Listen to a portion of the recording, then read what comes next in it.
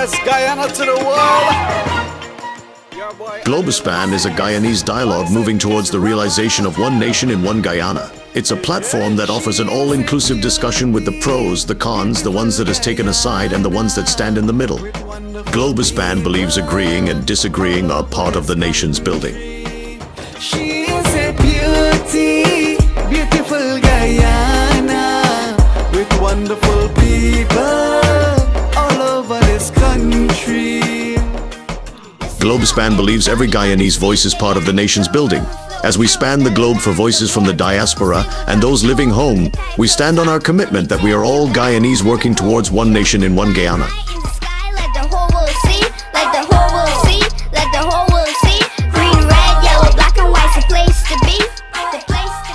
As the world turns on its axis bringing changes, we as Guyanese must adapt to those changes for a better Guyana for all.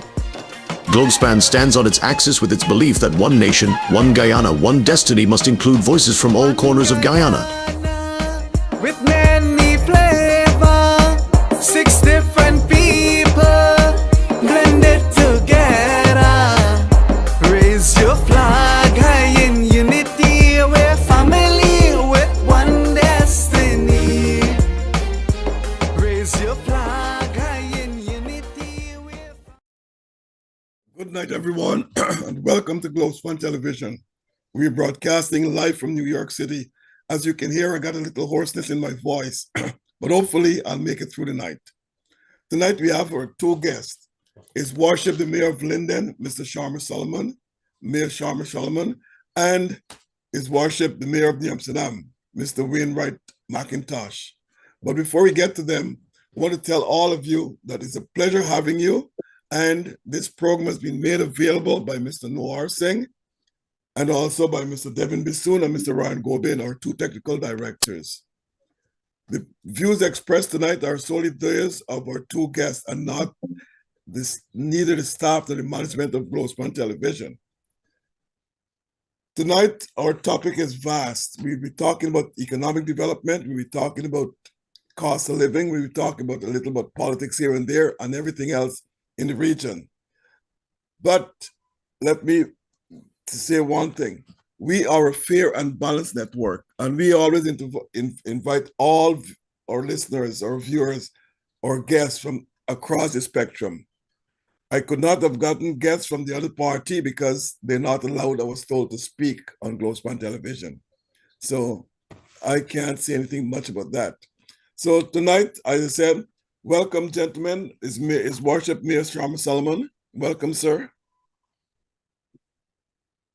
Hi, good evening. Thank you for having me on the program. It's a pleasure to be on. And His Worship the Mayor of Amsterdam, Mr. Wainwright McIntosh. Good evening, everyone. Good evening to all our viewers. Good evening, Dr. Rose and team. It's a privilege to be joining you this evening as we explore the concept, the topic of development relative to New Amsterdam. As both of you know, New Amsterdam and Linden. Linden is the 2nd largest city in the country, or municipality. And New Amsterdam is the 3rd largest. But I will ask you, Mr. Solomon, tell us about the makeup of the town council at Linden. How many councillors the PNC has? How many PP has? Thanks for having again, Doc, this opportunity to discuss very important the issues within the council and to also the Mayor of New Amsterdam, His Worship. Let me just say to recognize your presence. It's also a pleasure to be on this program with you, sir. Linden, in 2023, at the last local government elections, we had participation of almost 13,000 persons at the local government elections, where the APNU would have acquired almost 9,000 seats, giving the APNU an opportunity to form the council of 14 councillors, which would be all 8 constituency councillors, and the remaining would be on the top up of the council list. the PPP council, councillors on the 3,000 votes that they got would have gotten 2 seats on the council, which is a 16 council makeup. So that is how we would have had the composition of the council coming out of the last local government elections. Now, Linden, as he said, is 46,000 people population, and about 27,000 are eligible to vote. This is my understanding. So you're telling me that 14,000 people came out to vote in the last local government election? Why? Let me just say, what we did at local government elections was never done before in Linden and never been done across Guyana in 2023 in terms of the turnout in the percentage of votes. In the last local government elections, we had in this community just about 5,000 persons totally voting. I think that's coming out of the 2018 local government elections. So I think to see just about that amount of numbers, and it in itself represents where you can actually use that number to actually explain the data of the voting population, because that is over 50% of a general election number. And I think for local government council, to have that sort of number demonstrates the sort of energizing voter base that we managed to demonstrate in a local government election. So I think the numbers speak for themselves. At a local government level, it was beyond what you would have seen before, one. And two, at a local government level, it provided the sort of data that we can use to even measure for the possible look of a general elections and how people are responding to the issues. Thanks. Mayor Wainwright, McIntosh, the same question to you. New Amsterdam is the 3rd largest city, but is the 2nd oldest city in Guyana. What the council is made up of, the town council? All right. Thank you very much, Dr. Rose, for that question. Good evening to you, Mayor Solomon. And it is also an honor to be sharing this platform with you. First of all, Mayor Solomon, I wish to extend condolences on behalf of the Mayor and Town Council of New Amsterdam on the passing of those 2 young people, those 2 young citizens of Linden. All right, thank Our you, Mayor. heart goes out to your municipality and the relatives and families of the deceased. Quite unfortunate. Dr. Rose, I wish to answer your question. The composition of the Mayor and Town Council of New Amsterdam, we have 8 sitting PNC councillors, along with 6 PPP councillors, which comprise 14 councillors, inclusive of yours truly, Wainwright McIntosh. Okay. Mayor Solomon, Linden is known for its bauxite and lumber. How are those 2 industries functioning today? But especially bauxite, given the declining global demand for it. So I'm glad that we look at those traditional base of business. And once again, let me just, before I answer the question, thank the mayor for his condolence expressed not only to the families, but the entire community of Linden. We do appreciate for your condolences, not only on your own behalf, but that of the town of New Amsterdam. We do appreciate that. These are indeed trying times, and it reflects where Linden as the heart of Guyana is in terms of what Dr. Rose spoke about, those traditional sectors. The bauxite sector, in essence, representing in the days of the national development of Guyana, one of the commanding heights of the society to provide not only employment, but provide the sort of economic base for Guyana that we now see Guyana as a prosperous nation. It held that base down. So the community traditionally as a bauxite town and built on the logging sector, the first community of Christiansburg before we became a town in 1970, started out as a timber sector, with Patterson Sawmill being one of the oldest industry and also sector. So traditionally and even to date, we see almost 65% of the lumber coming out of the country coming from or through this region of Linden Region 10. And the bauxite sector, I know you said it's declined. Of course, from the A days significantly, but in terms of economic wise, bauxite remains one of the growing sector within Guyana at the moment in terms of the demand. Recently, Bosai would have even opened a new area of bauxite mining for the mass product, which is catering to employ almost 600 persons, as they would have noted. So those sectors still remains very relevant. Of course, where we would want to see those sectors, by the way, is where we see downstream product. For example, the logging sector by now should be able to convert logs into furniture, and those things can remain in the region to stimulate more economic growth. Likewise with bauxite, several byproducts are from bauxite, such as kaolin. We would like to see ceramics and such things as plaster Paris and many other things that could develop right in the region off of those same products of the past, now that we see an island gas sector emerging in Guyana.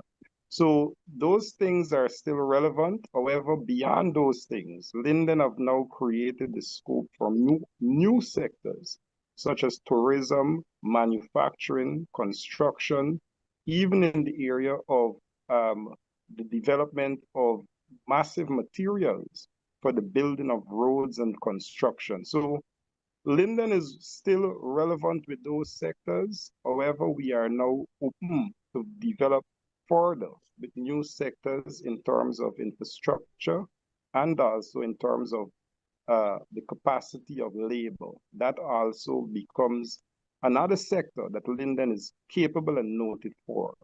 I would always say to people, as I told one reporter, Linden is known for taming the jungles of Guyana in all of those mining areas of Omai, of Araima, of Goldfield, of Reunion Gold. Tons of Lindeners, because of the artisan ability of this town, are out there doing tremendous work. So not only in those sectors of bauxite and timber, but in many other areas, Linden remains very relevant in terms of the national development of Guyana. Mayor McIntosh, New Amsterdam is known for its tourism, but can you tell us what other industries exist in New Amsterdam? Thank you very much, Dr. Rose. First of all, one must note the town of New Amsterdam over the years would have gradually transformed from rural to suburban to a more integrated urban community. Apart from tourism that you would have mentioned, as you know, Region 6 on a whole, we have a strong agriculture base type of economy, coupled with our two major industries, of which we know sugar, Gaisuko, would have played an integral role along with Barmine.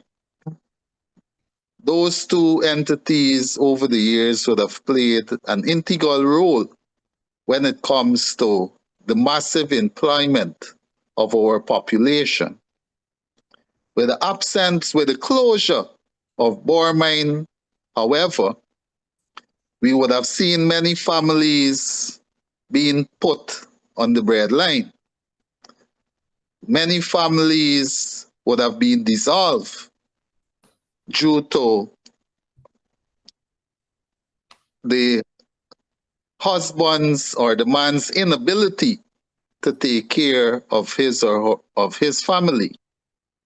Hence, some persons would have opted to work on sea as an alternative means of income. What exists today, however, we have micro and macro businesses which would have been employing persons, and in so doing, persons are now able to put bread on the table for their families. So outside of tourism and agriculture, we now also rely heavily on a few key areas such as those government jobs and so on, and few jobs being created in the private sector. So basically, if we to consider development of New Amsterdam, one first must understand the social construct of New Amsterdam and where we're heading as a town in terms of development. I must say, Dr. Rose, one's ability to have its citizens employed is one way of taking care of the general citizenry through the creation of job opportunities as a means of acquiring economic progress. So agriculture and foreign-based industries, as well as home occupations, government services, and yes, you would have mentioned tourism. So for New Amsterdam, while we understand these constraints, we are now embracing a development plan for the town of New Amsterdam, because we contend economic development should be seen as a necessary means towards achieving a better quality of life and the creation of economic opportunities conducive to employment. We're saying that that is necessary.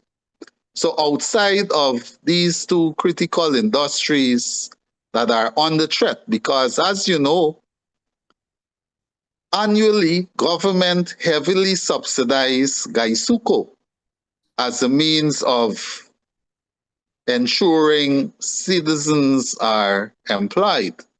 But truth be told, if we to consciously look at the state of affairs of Gaisuko,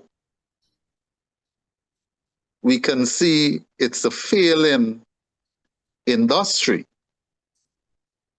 Government would have tried to have modernization programs such as the Skeldon factory. But that factory, as you may know, Dr. Rose, and the world over, it has been a failing investment. All right, so as the municipality of New Amsterdam, we have outlined our plan of development. While we understand central government has a duty and a responsibility towards ensuring citizens are catered for through these local democratic organs, we contend with or without the government support, we've got to forge our development plan for New Amsterdam. And we're contending that the promotion of diversity, economic development through various means will be the way forward for the tongue of New Amsterdam, coupled with enhancement of recreation and cultural facilities. Because if we're to understand the history of New Amsterdam, where we're coming from, while we embrace our motto, we're saying the tongue's past should be embodied in the present and future to reflect the motto, our motto, from a glorious past to a promising future. When the bauxite industry was in full operation, we would have had persons coming from all walks of life throughout the country, not only for job opportunities, but New Amsterdam was considered a major recreational spot in Guyana. And since that industry was crippled because of political means or otherwise, it would have really put our citizens at risk on the bread basket, on the bread line. Okay, thanks. This question is for both of you, but Ms. McIntosh, I'll ask you to go first. Homelessness and mental illness are growing concerns for both cities and throughout Guyana. What are you doing as the mayor to cope with those issues and by extension the government? Very good question, Dr. Rose. From the municipality standpoint, first of all, I wish to say mental health is a global issue. Mental health is a national issue. And while we explore what's happening in terms of mental health and families, while we explore what's happening with our citizens across Guyana, it is very heartbreaking what we're seeing. This is a real issue. What's happening at the New Amsterdam Psychiatric Hospital? Presently, there is preparation for construction of a new hospital in the compound of the New Amsterdam Psychiatric Hospital. What I learned over the period, the psychiatric hospital is now scaling down. What that means, patients in the psychiatric hospital, they are being sent home to their families and relatives. From the municipality standpoint, we are networking with a doctor. We're preparing a space for this doctor to address mental health concerns and challenges for our citizens of New Amsterdam. Coupled with that, we would have arranged training programs, outreach programs to sensitize our general citizenry on the importance of mental health and how to combat these challenges and adverse effects of mental health. So from the municipality standpoint, we don't believe in working in isolation. We believe these issues are of national importance, and we are open to dialogue with the Department of Public Health to have a sense of awareness how we can further lend support to what's happening in that sector. Mr. Solomon? Hi, thanks for the question, Doc. And I just want to echo a few of the sentiments of Mayor McIntosh in terms of what was mentioned in terms of a national approach to this issue. The issue of mental health is one that carries a stigma that many times, even though we may identify what may sometimes be quite obvious, it is many times overlooked because of that stigma and how it is approached.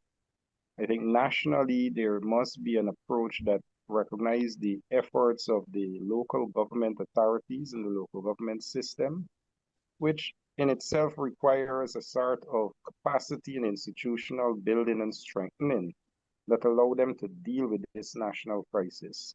As part of that, which would be the national approach, would go towards the issue even of governance and how central government allow local government to operate and embrace the issues of, for example, mental health, and having the ability to not only generate resources, but allocate resources as those local agencies may see fit. So I'll tell you why.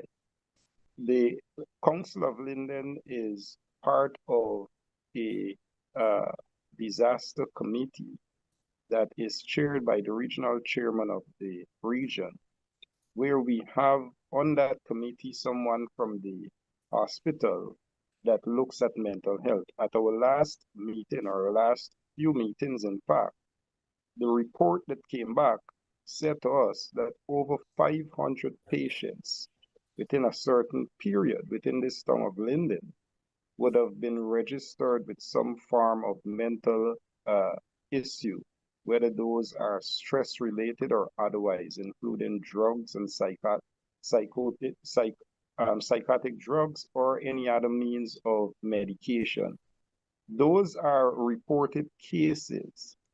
We can only imagine the unreported cases that exist within this community, within itself, is beyond the capacity of the local government structures exist within its context to deal with such an issue as mental health. The dealing with the issue, however, is one where we can do, as I'm doing at the moment, work with fellow organizations, identify where we can see the issues as they exist, and where we can formulate the sort of policies by working together to get the sort of support from central government. And also not only with those interagencies approach, but with outside stakeholders. And for example, I know only recently, and as we embrace this Linden Town Week upon us, we have started to work with private individuals who have reached out to the council to organize mental health awareness exercise programs, more so within the area of suicide. A few months ago, in fact, a few weeks ago, we had a case of suicide within the town after such an issue was raised of more exercise to bring awareness to the matter. So we have been working not only with private individuals and with agencies that see the need for intervention, but we've also started to work as interagency organizations to see how we can address that. Nevertheless, because of the scope of this issue, it requires a systemic approach that government must intervene in the areas more so of governance and respect the local government system to bring those policies to government, and respect local government to be able to allocate resources where need be in relation to addressing those issues. I think those are very, very crucial approaches to dealing with mental health within the municipalities. Mayor Solomon, since you're in the program, I want to ask you to address the two recent deaths by police. Prior to that, I think you had three more, I think it was in 2012. How those were addressed? Were they addressed by the city, by you? Well, you're not a mayor then.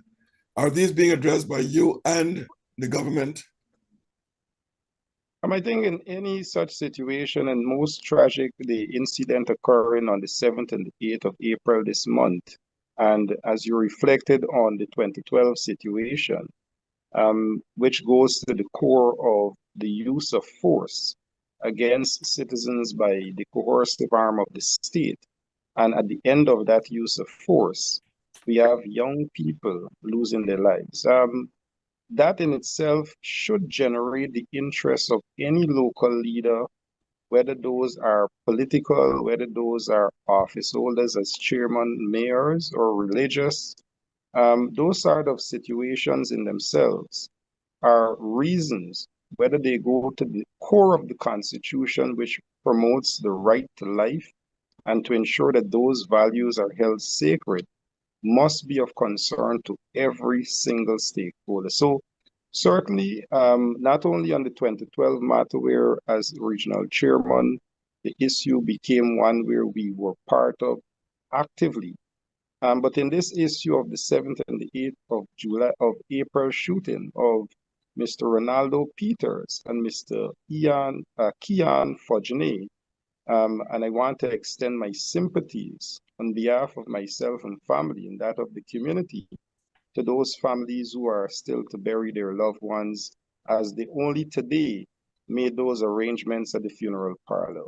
Now, let me just say the issue of what we saw over the past last week is a direct result of police not following their SOPs and in essence, not recognizing that their service and protection duty is one where it should entail how they approach public and the public disorder. Now, in the case of Mr. Peters, a young man who was seated with friends at a location and saw an unidentified individual with a firearm drawn coming out of an unmarked vehicle, started to run, and in less than 50 meters was shot and then dragged to that unmarked vehicle. Hours after that, a statement emerged from the police force claiming that an identified police officer in uniform arrived in an identified vehicle and shot accidentally an unarmed individual. That and those reports were contradicted by eyewitnesses and video evidence that enraged individuals. Now, those sort of behavior are the patterns coming from 2012 and April of this year that demonstrates not only the way police engage with the public, but the way police would respond to the issues that the public find much of grievance or grievances with, such as when they are to report or to even investigate issues of police excesses. So I believe even in this town of Linden, and we can go historically, how the state would treat citizens in the interest of the protection of the state and not understand the obligation of the state to protect citizens and the right to life. The history of this tongue is one built on an imperial approach to how we constructed the community and the society of this community, of whether race, whether politics. And when the state was used to address any of those issues, it came with a level of excesses. We see today that the government and governments continue to use that same approach in terms of dealing with citizens in the town of Linden. And the history is there to show it, as you would have mentioned 2012 to be part of that history. We would believe, however, that there are enough recommendations coming out of the Commission of Inquiry for 2012 that outline clearly how the SOPs for police action should be done. We recognize in the 2012 approach also that the Commission of Inquiry, one of which was done over 20 or 30 years, in fact, outlined clearly that it was only the police on the day of the 18th with firearms shooting at protesters. Those sort of evidence then would give the recommendations which outlined whether the force itself should be depoliticized, as we found out in that report, that the commander on the ground was not in contact with the police commissioner, but was in contact with the Minister of Home Affairs. Those sort of recommendations of depoliticizing the police force reflects even today, as we see the sort of structural issues affecting the very top bracket of the Ghana police force, with reference to how we see matters before the courts, how we see matters of allegations against the very core of the police force. Those recommendations must be looked at. And I think the 2012, and even as we look at this April issue, should not be overlooked nationally, and with those recommendations should avoid any such reoccurrence of young men being gunned down by the coercive arm of the state. This question is for both of you. As mayors, are you allowed to function or carry out your duties / responsibilities without hindrances? If so, what are those hindrances?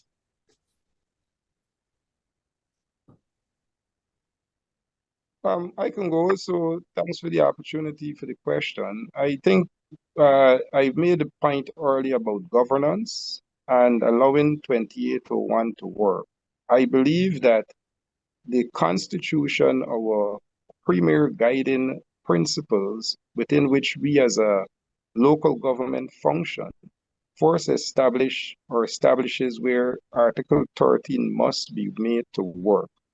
Meaningful consultation between government, central and local, must happen, as the process is outlined clearly in 2801, how that should happen. Their local government elections. People are part of a process to identify local leaders, which give local issues life to be represented within 2801 of how democracy should function, which gives people an opportunity for them to have the right to choose in self-determination. I think those core principles must be respected for local government and local governance to work. And one must remember that in a democratic society, it goes beyond free and fair elections. Elements of a democracy also include good governance, which is a respect for local government and allowing the structures of local government to work. So, do we have the capacity to do what we can? Of course. Are we allowed to do that? Certainly not. And I think that goes even at the level of the administration of councils, where we see the approach to town clerks, where we see even the approach to the appropriation of resources, whether those are subvention given and the requests made for the subventions to be used at the discretion of councils, even as it relates to councils looking to raise resources in valuation of properties, and other means are many times denied by central government. In this case of Linden, for example, there is not a refusal of or an acceptance of, except an engagement for, which I'm grateful to hear the Vice President noted that we are going to have such an engagement with the removal of the toll of the bridge and the removal of $77 million from the council budget, and how that will impact the council and the people of Linden in terms of services to be given. Those are the things, of course, we can work, but without meaningful consultation as outlined in Article 13, without allowing 2801, which gives life to the council, to not be functional, to not see a local government commission, which is the appellate approach to local government authorities to even be in place, which is a constitutional commission, in itself reflects the ability of even councils to function. So I think, of course, we can do our work, but if we are allowed to do our work and certainly allow councils to get local government structures to operate without the intervention of the local government minister, without the ministerial overreach, those things will allow local government to work. But we have taken a three-step approach where government doesn't give that arrangement which they should. Then the second becomes, where do we see the resources limited as they are within the council to do what needs to be done. And I think that is how we exist. But third, it is to go back to the people and to see where we can work to improve their lives, notwithstanding government's unwillingness to allow local government structures to work. Mayor McIntosh?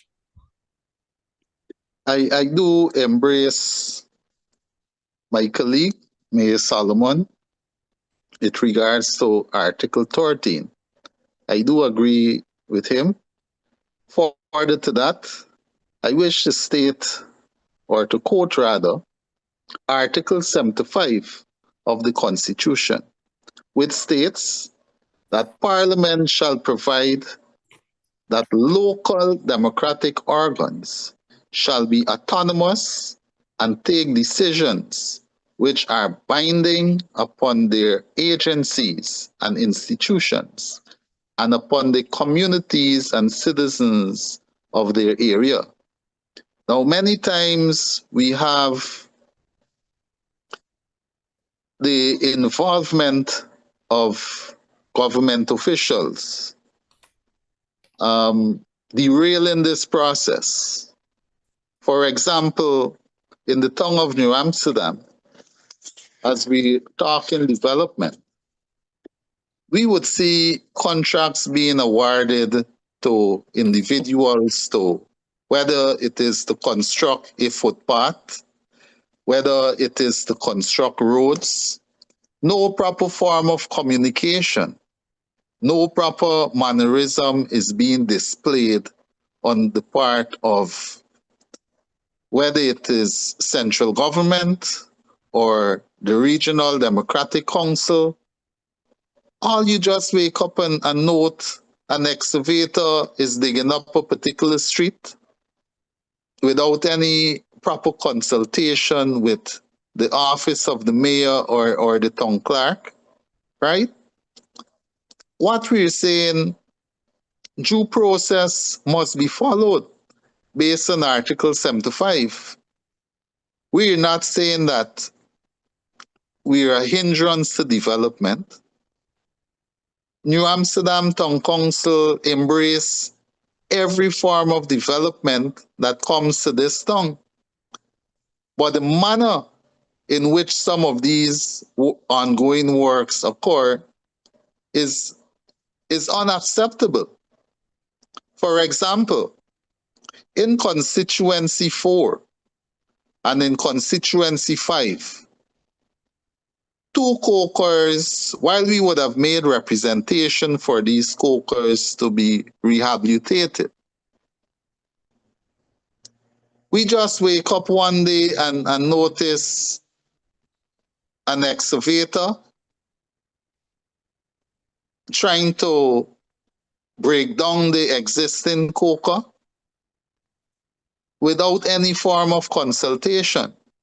Residents came out in support of what's happening, and that is how we were able to save that existing structure. While at the one outfalls in constituency 5, the rehabilitation work that is ongoing, it is in terms of structure and expectations. The platform for that structure that is being built is far higher than the existing structure, which means water will not be able to remove from inland into the outfalls effectively and efficiently. No proper consultation. So when central government operates in this ad hoc manner, it defeats Article 75. It defeats the purpose.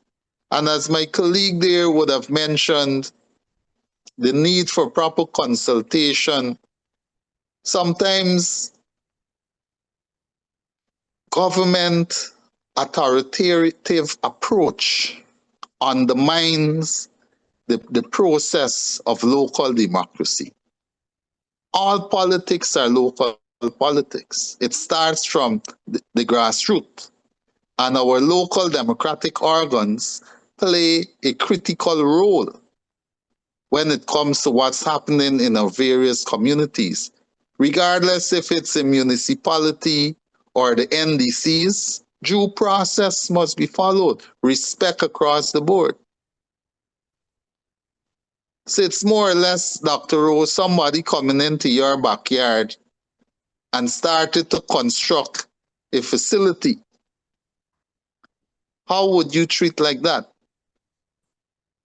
Your families will begin to ask questions, and I liken your families onto our citizens in the various constituencies. Sometimes you don't even have the answer to the questions.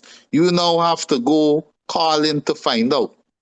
Whereas due process dictates proper communication must be established between central government, the regional democratic council, and the local democratic organs, which is the municipality or the NDCs. Because we have 3 tiers of governance. So sometimes I believe advantage is being taken of local democratic organs in this regard. And it definitely hinders the way we carry out our duties and responsibilities as mayors, and perhaps chairpersons from the NDCs as well. Mayor McIntosh, there is an organization, Mayors Association. Is that functioning? No, the Guyana Association of Municipalities, for quite a while now, there is need for resuscitation. But the whole irony of divide and conquer, I guess that is what will prevent GAM from being resuscitated, because at the end of the day, we must the support of the Minister of Local Government is critical to the process as well. I know on the Minister's Volcan's tenure, he would have given full support to local democratic organs. Actually, we used to be having conferences where we meet and we discuss issues relevant to local democratic organs across this country. And it was an essential bridge between central government and local democratic organs. And we, during those meetings, I was serving as deputy mayor during that period. During those meetings, we realized in order to strengthen local democratic organs, the concept of devolution of power was given to local democratic organs as a means of empowering these local democratic organs, such as the municipalities and the NDCs, etc. The government has increased the subvention. Okay, go ahead. Go ahead, sir. Okay. So since after 2020, that entire system has been broken. There's something out through the window now.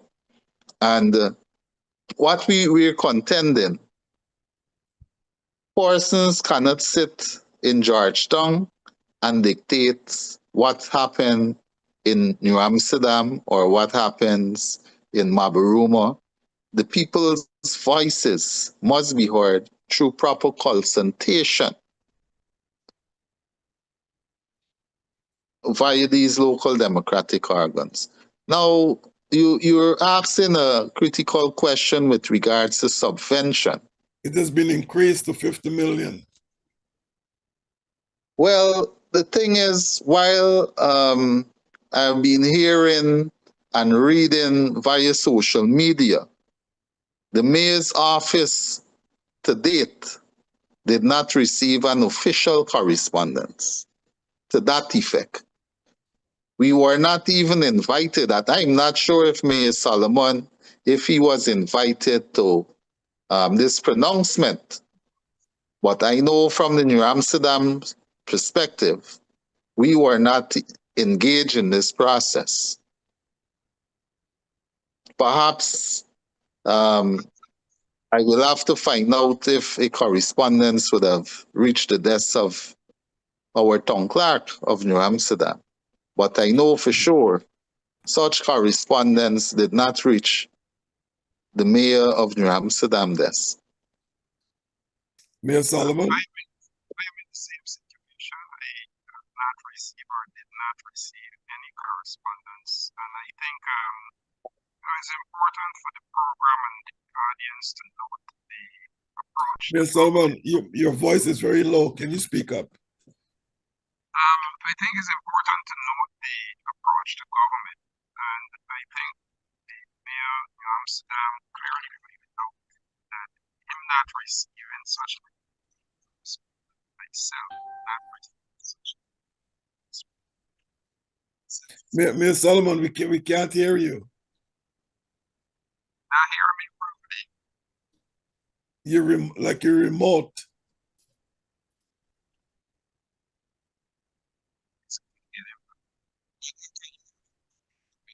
No, we're not hearing you. Something is wrong.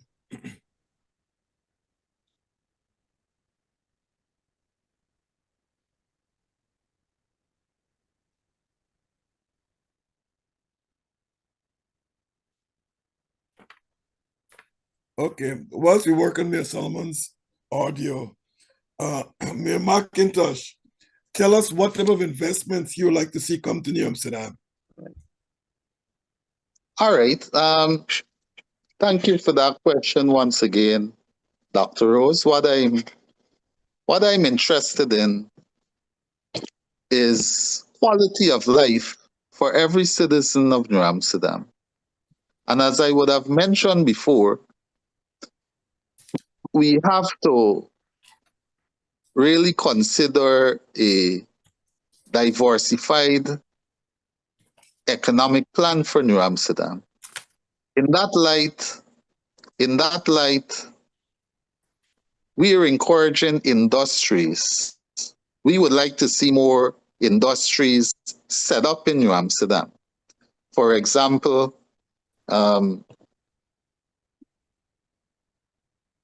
we are hearing talks about development in Borbis, in Region 6. But when it comes to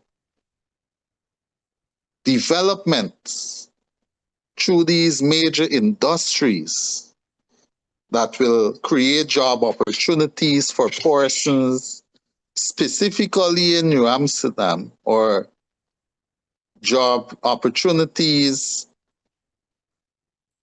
in New Amsterdam for citizens of New Amsterdam. We're not hearing those kind of developments coming to New Amsterdam. So in New Amsterdam, we would like to see major industries coming on board. Let us look at a deepwater harbor, which will create over 100 job opportunities, or even over 1,000 job opportunities for our citizens of New Amsterdam. Manufacturing companies coming to establish factories here in New Amsterdam will create greater job opportunities for our general population. While there is the 10-day workers program, at the end of the day, those citizens are shortchanged because the kind of take home, given that 10-day schema of work or job opportunity, person's house rent far supersedes what they're taking home as a 10-day worker. So let us say, for example, a father of 3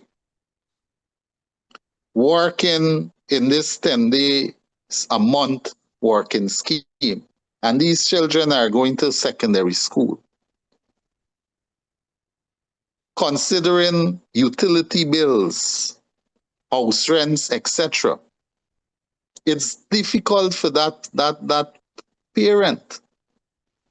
So with the establishment of these manufacturing companies, with the establishment of a deep water port, which will facilitate ships coming to the port of New Amsterdam to conduct business, maybe to offload sandstone cement, maybe to offload containers and such like.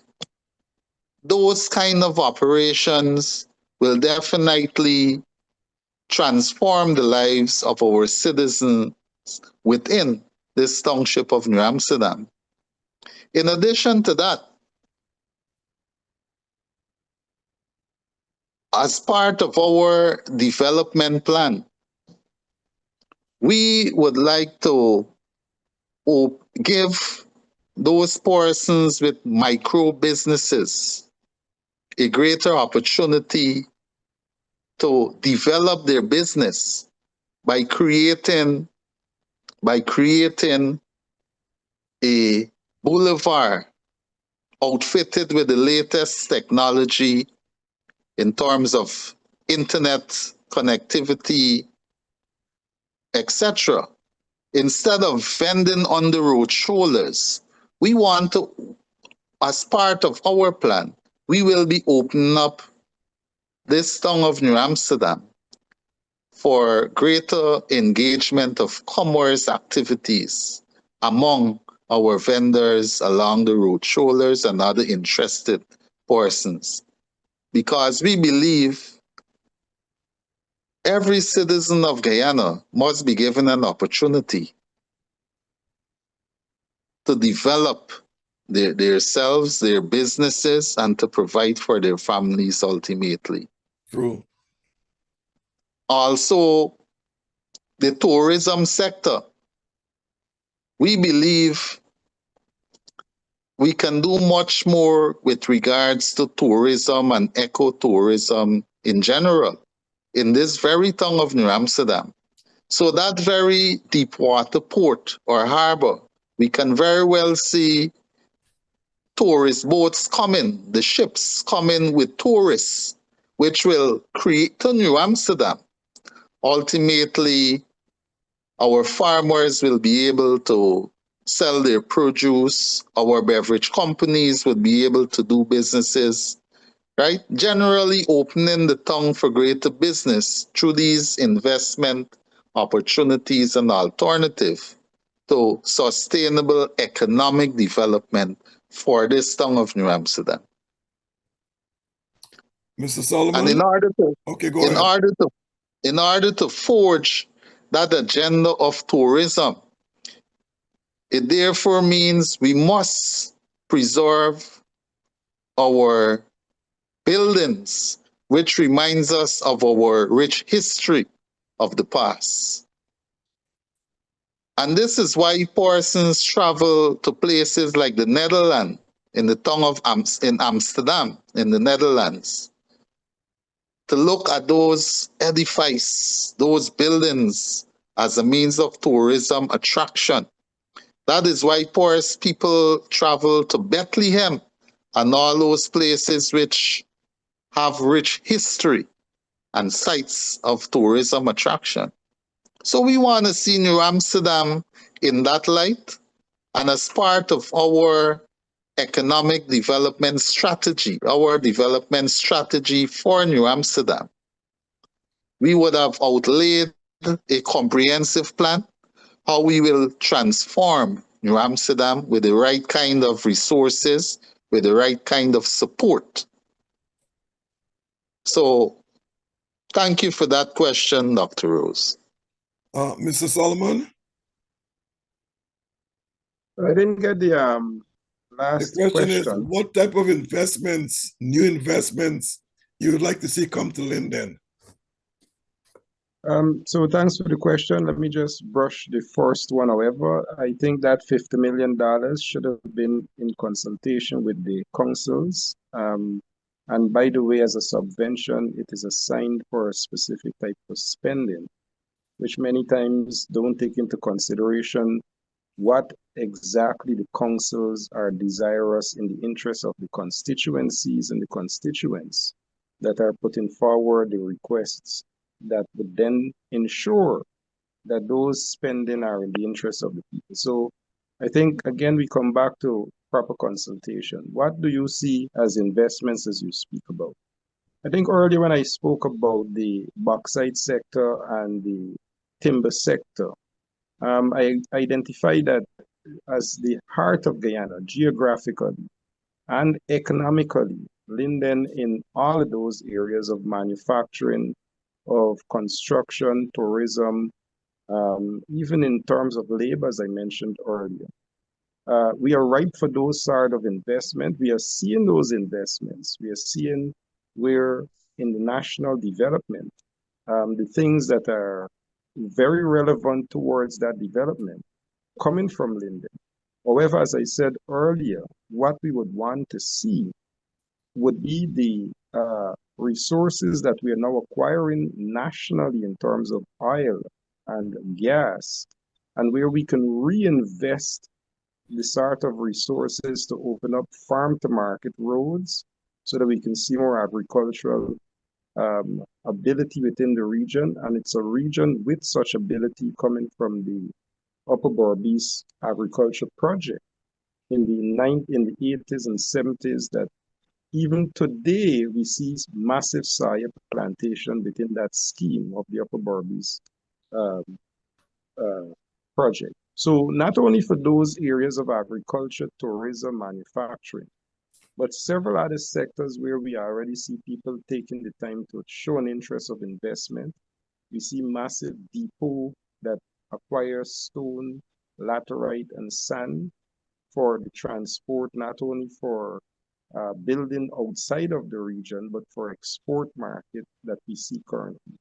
So those are sectors that we know can develop. Those are sectors that we are seeing that are taking off. But we believe with the involvement of government, the opening up, and I'm glad to know governments, including the United Kingdom, have recognized where infrastructure such as the Linden to Lethem Road, where the Wisma to Mackenzie Bridge, and so the Linden to Suzdijk Highway becomes important in that sort of new industry and its ability to develop by allowing them to have those corridors to move their resources. More such investments are necessarily welcome in terms of, as I said earlier, farm to market roads. Linden, again, with its connectivity to the 6 regions of Guyana, is ripe for ICT and connectivity in terms of fiber optics.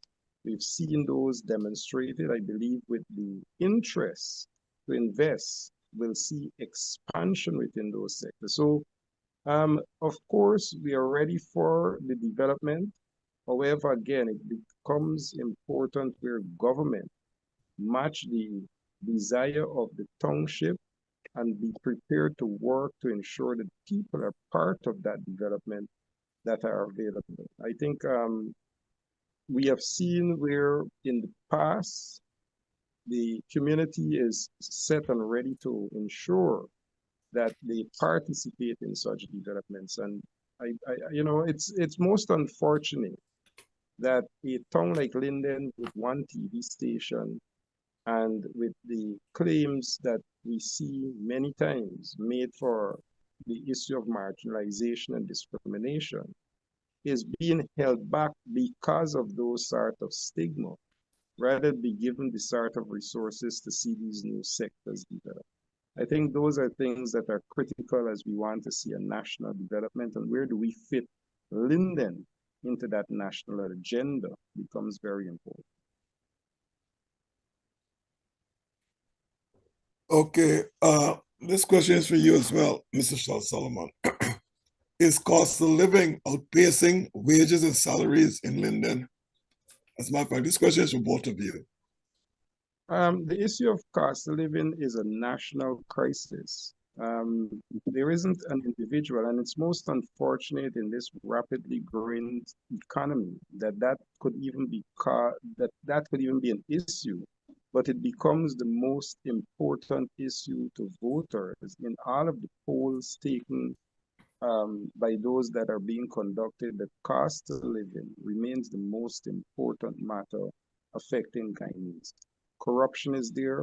However, cost of living continues to plague Guyanese. So I think it's most unfortunate, first and foremost, that that is so relevant in this very successful economy that we have, growing at almost 40%, rapidly moving GDP expansion, and the issue that people are going to the stores and cannot be satisfied to go home, where mothers are at the point of thinking how to send children to school as opposed to ensuring they put a good, decent meal on the table. And one may claim that government would be intervening with these one-off short-term measures. I think what we are failing to realize is that not only the creation of inflation, but in itself does not effectively address the issues that are affecting the common man and woman. I know that people have collected the $100,000. Think about that. And we have not heard in terms of the many success stories emerging from that, even though the president had claimed that it can provide generational wealth if properly used. So those are the things that are contradicting the reality of what people are actually experiencing and what government desires are with these one-off interventions. I think, however, the issue of cost of living remains a bread and butter on that level, but even on wages and salaries where we see workers are not considered to ensure that they get the sort of remuneration to give them the ability to deal with the issues of cost of living. You have workers in this country who still remain, whether coming out of the university, at the highest migration level in the Caribbean. And this should be one of the most prosperous countries. You have workers, as Mayor New Amsterdam said, where they don't have the level of security of tenure. One, as we are now proliferating the public service with contract workers. And two, you have those short stop measures such as the 10 days workers, which in itself don't take into consideration things such as NIS and security of work. So how do you address effectively cost of living when we barely have persons living on salaries and wages that they can be comfortable, one, to deal with the issues in the store, and two, to even take care of their own social well-being in terms of addressing many of the issues affecting them? I think those are things that, as you look at the polls and you continue to conduct the interest of what comes out of the constituencies within the town, the reality is much different from when you see the narrative being played out that these one-off interventions are there to address cost of living. The reality is much different. Mr. Mayor McIntosh, how is cost of living affecting the people in Amsterdam?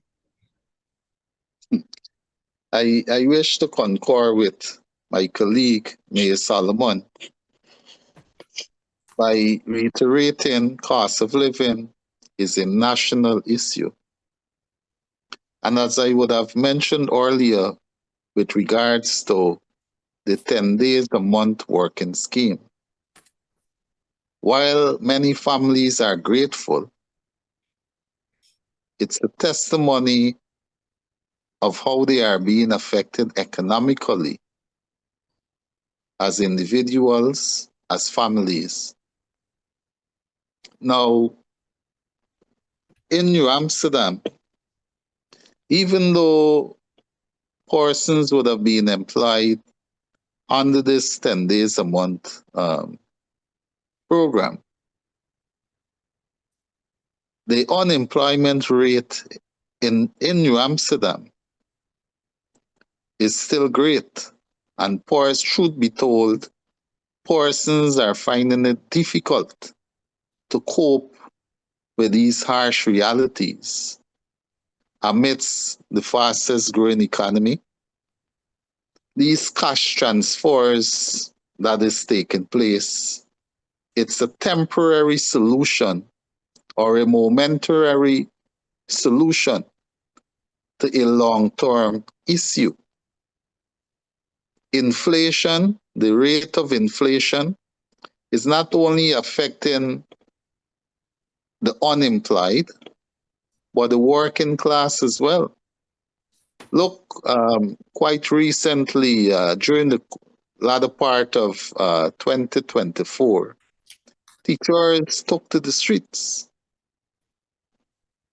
requesting through protests, peaceful protests, an increase, a salary increase. Now, many things would have changed during the period 2015 to 2020. In that period, while we were not the fastest growing economy then, the then government was able to increase wages and salaries across the board. And that is when even the sweeper cleaners at schools, they begin to feel a sense of pride and dignity when it comes to their job and their remuneration package. Prior to 2015, sweeper cleaners were taking home below $40,000 a month, taking into consideration utility bills, personal expenses, etc. So yes, Dr. Rose, cost of living continues not to only to affect persons in New Amsterdam, but across this beautiful country of Guyana, amidst or in light of this fastest growing economy. The whole hospital compound, who has control over it, you or the government? The government. The government has control over that through NISIL. And I tell you what, while we embrace the development that is taking place there again, no proper form of communication was made.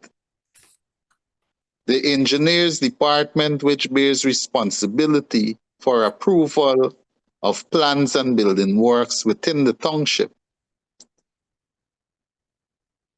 that department, the town clerk's office, my office, we were bypassed. We were not even consulted. Works happening around New Amsterdam. The New Amsterdam prison would have been, they have ongoing rehabilitation works, building rehabilitation of a few buildings, including building of new buildings. The municipality to date did not issue any building approval because we did not see any plan to pronounce on. Hence, our revenues, when it comes to the processing of these plans, etc., it is not being honored. So just this morning at our meeting with staff, I was explaining to them the constraints we're being faced with. Every year, the municipality is expected to match the existing minimum wage. And if the minimum wage increase annually, we have to increase the staff minimum wage. Notwithstanding the fact that our rates and taxes remains constant. We did not increase our rates and taxes, and we are our rates and tax or property tax is one of the cheapest if we to compare with what's happening in the Caribbean and internationally. But yet we have to reach these demands while our budget is not subsidized by central government. We have to honor these obligations still.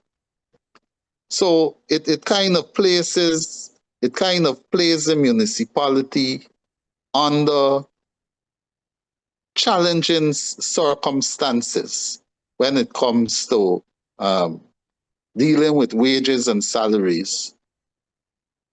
And yet, we have persons who are not honoring their tax obligations.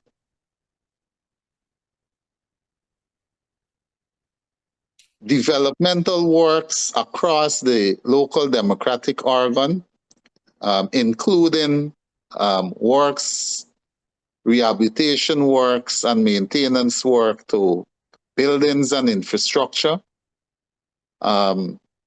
We have to honor our fair share of utility bills, our wages and salaries. It's in excess of over $7 million a month, just wages and salaries. So the management of the municipality, one has to be spot on with what happens in every department, including the Treasurer's Department. My final question, are you guys preparing for the impending election? Is APNU preparing in Amsterdam and Linden? Yes, we are preparing for elections, Dr. Rose. Ready or not, we have to be prepared. Because I like the response from Mayor McIntosh, and let me just say that these will be the most important elections in the history of Guyana. Guyana have never been an oil-producing nation at the time of any election period. I think with the electoral landscape, and even as it relates to the electoral system, those environments that we have now started to witness are some of what we have never seen before. So those what is going to happen for this election should say to every single Guyanese, not only the political parties, that we have to be ready so that we can avoid anything that doesn't reflect the outcome that is truly the will of the people. That is most critical for these elections. And for that, in Linden, I think coming out of the last local government elections is a fair demonstration of the readiness of the APNU in terms of our ability to campaign, our ability to have the people relate our message in one that they can identify with the issues. In fact, we believe that is the way to campaign, which is to promote our policies. I notice that persons find it, as I said, crucial in this election. We have never seen the People's Progressive Party openly attacking. I've read that in history books. I am now seeing the sort of behavior of aggression to deny people the right to identify with a political party of their choice. I'm even seeing some of the comments on your program, which is a true reflection of the sort of passion that people are prepared to express in this time of elections. Completely outside of the issues, totally irrelevant to the things that will improve the lives of Guyanese, which demonstrate that it is for those reasons that you have to be ready to confront this sort of bigoted mentality to ensure that this country sees the issues that ensure Guyanese get that good life that they deserve. I think that's very, very crucial at this moment. So we are ready. We are ready. We have demonstrated that readiness at the last local government elections, and we're prepared to demonstrate that readiness in this 2025 elections. Your closing remarks, Mr. Solomon. Since my voice, I got to close off early.